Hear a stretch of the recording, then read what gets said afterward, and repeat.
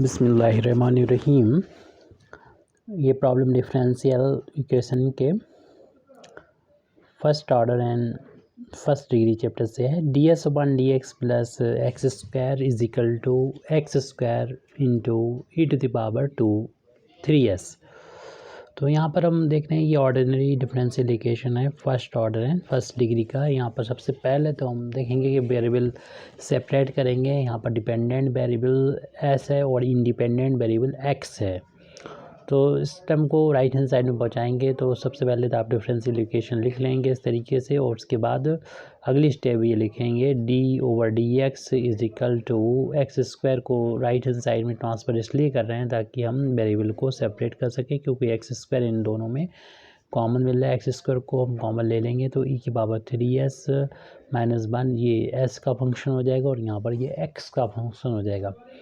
तो एस और एक्स के जब फंक्शन हो जाएंगे, अलग अलग फैक्टर मिल जाएंगे, तो हम डी एस की तरफ से ले जाएंगे e to the power 3s minus 1 को, और डी एक्स को की तरफ ले जाएंगे एक्स स्क्वायर को। मीन्स डी एक्स और डी एस और डी एक्स न्यूमरेटर में ही रहना चाहिए, और वेरिएबल को सेपरेट करने के बाद जब हो जाए वेरिएबल सेपरेट तो दोनों साइड इंटीग्रेट कर लेंगे। तो ऑन इंटीग्रेटिंग तो दोनों साइड यहाँ पर इंटीग्रेट कर लिया जाएगा। तो यहाँ पर 1 का इंटू मान सकते हैं, तो 1 upon e to the power 3s minus 1 d s right hand side में एक्स स्क्वायर डी एक्स। इसमें से जो भी यहाँ पर लिखा हुआ है उसको कॉमन ले लेंगे। तो उसको कॉमन लेने के लिए सबसे पहले तो हम यहाँ पर जो भी कॉमन दिख रहा है उसको कॉमन यहाँ पर लेंगे। ई की पावर 3s को, ई टू द पावर 3s को जो बाहर निकाल लेंगे तो इधर तो 1 बचेगा, यहाँ पर नहीं है ये तो अपान में आ जाएगा, 1 upon e to the power 3s आ जाएगा। ds चल ही रहा है और इधर एक्स स्क्वायर का इंटीग्रेशन आसानी से कर सकेंगे। इसको जब हम न्यूमरेटर में ले जाएंगे तो 1 अपान ई की पावर 3s होगा, माइनस में हो जाएगा ई की पावर 3s, और इसी तरीके से 1 अपान ई की पावर 3s इसको भी हम लिख देंगे माइनस का 3s ds x square d x.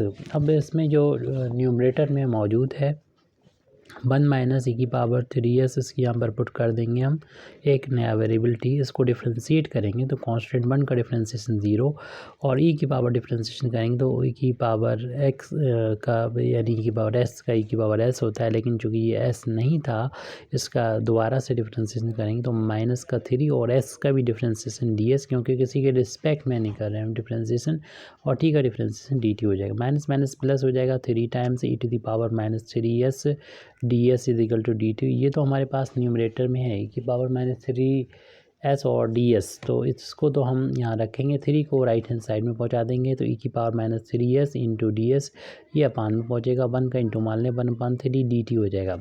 तो हमारा जो इंटीग्रल होगा वो इस तरीके से कन्वर्ट हो जाएगा। इसे मानने पर इतना ई की पावर माइनस का 3s डी एस की जगह पर तो रख देंगे 1 अपान 3 डी टी, और अपान में जो वैल्यू थी हमने उस वैल्यू को मान लिया था t टोटल वैल्यू को, और राइट हैंड साइड में हमारा एक्स स्क्वायर डी एक्स चल रहा था। 1/3 कांस्टेंट है, इसे इंटीग्रेशन के साइन से बाहर ले लेंगे तो हमारे पास बचेगा 1/3 को बाहर लेने पर 1/t dt बचेगा, और राइट हैंड साइड में भी हमें एक्स स्क्वायर का एक्स के रिस्पेक्ट में इंटीग्रेशन करना है। अब इंटीग्रेशन करने में कोई प्रॉब्लम नहीं होगी, क्योंकि हम लोग जानते हैं 1/t का इंटीग्रेशन log t होता है, और इसी तरीके से एक्स स्क्वायर का करना है तो पावर एक ऐड हो जाएगी, उतनी ही पावर नीचे आ जाएगी, प्लस कांस्टेंट ऑफ इंटीग्रेशन को ऐड कर देंगे। यहाँ पर t की वैल्यू वापस कर देंगे जो अपनी तरफ से हमने मानी थी, 1 माइनस ई की पावर माइनस 3s माना था, इससे वैल्यू रख देंगे। इस तरीके से हम देख रहे हैं कि डिफरेंशियल इक्वेशन का जनरल सॉल्यूशन आ चुका है। आप चाहे 3 से मल्टीप्लाई भी कर दें तो इससे, और c को जो कि अपान में सभी में 3 आ रहा है तो c जो कांस्टेंट को हम किसी भी फार्म में लिख सकते हैं, तो अपान 3 करके लिखेंगे और 3 से जब मल्टीप्लाई करेंगे तो हमें मिलेगा log of 1 minus E to the power minus 3s। उसी तरीके से भी आप छोड़ सकते थे, सी लिख के हम c/3 करके इसे सिंपल थोड़ा सा बना के लिख देंगे, ऐसा भी लिखा जा सकता है।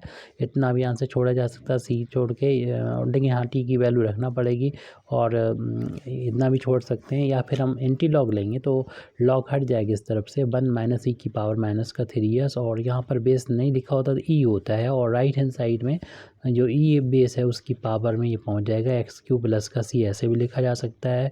या इसको और भी हम दूसरी फार्म में लिख सकते हैं, इसे ऐसे भी लिख सकते हैं, ई की पावर x की पावर 3 इंटू ई की पावर c भी लिख सकते हैं इसको, यानी ई की पावर c जो है एक कॉन्स्ट, ई भी कांस्टेंट है, c भी कांस्टेंट है, इसे मिला के एक नया कांस्टेंट भी हम लोग लिख सकते हैं। और उस कांस्टेंट को अगर k कह दें तो ई की पावर x³ और 1 माइनस ई की पावर माइनस का 3s, ऐसे भी लिखा जा सकता है। अब और भी ज़्यादा कुछ किया जा सकता है, लेकिन कोई फ़ायदा नहीं, हमारा सोल्यूशन यहाँ पर आ चुका था, यहाँ पर आप छोड़ सकते हैं। Thank you very much indeed for listening me. वाखिर दावाना अल्हम्दुलिल्लाहि रब्बिल आलमीन।